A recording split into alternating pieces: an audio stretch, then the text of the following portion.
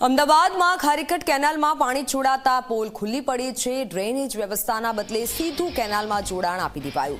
કેનાલમાં પાણી છોડાતા રસ્તાઓ પર પાણી ફરી વળ્યા અને ડ્રેનેજ કનેક્શન વિના સોસાયટીઓને બીયુ પરમિશન મળતા અનેક સવાલ ઉઠ્યા છે। નારોલ વિસ્તારમાં વગર વરસાદે પાણી ભરાતા લોકોને ખૂબ હાલાકી થઈ રહી છે।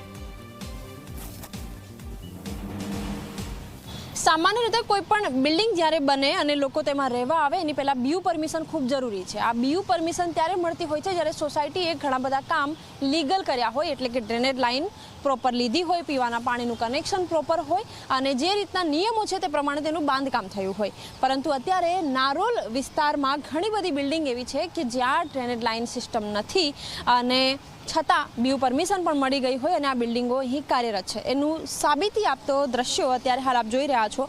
आ जे पाणी फरी वळ्या छे ए केनालमां ज्यारे पाणी छोडवामां आव्युं त्यारे ए पाणी रस्ता उपर फरी वळ्या। एनुं सौथी मोटुं कारण ए छे के आसपासनी बिल्डिंग जेमनी पासे ड्रेनेज लाइन नथी अने तेमणे कनेक्शन सीधा ने सीधा खारीकट नदीमां छोड्या होय अने हवे के ज्यारे पाणी અહીં છોડવામાં આવ્યું છે ત્યારે એ જ પાણી ફરીથી ફરીને રસ્તા ઉપર આવી ગયા છે। અત્યારે આ પાણી ઓસરી રહ્યા હોય છે એ પ્રકારની સ્થિતિમાં છે, પરંતુ જ્યારે પાણી છોડવામાં આવ્યા ત્યારે આખો રોડ પાણીમાં ગરકાવ હતો। સૌથી મોટા સવાલો જે અહીં ઊભા થઈ રહ્યા છે એ છે કે જ્યારે બીયુ પરમિશન નથી એટલે કે જ્યારે ડ્રેનેજ લાઇન પ્રોપર નથી તો બીયુ પરમિશન કઈ રીતે મળી અને બીયુ પરમિશન જ્યારે નથી મળી તો બિલ્ડિંગોનો ધમધમાટ કઈ રીતે જોવા મળી રહ્યો છે।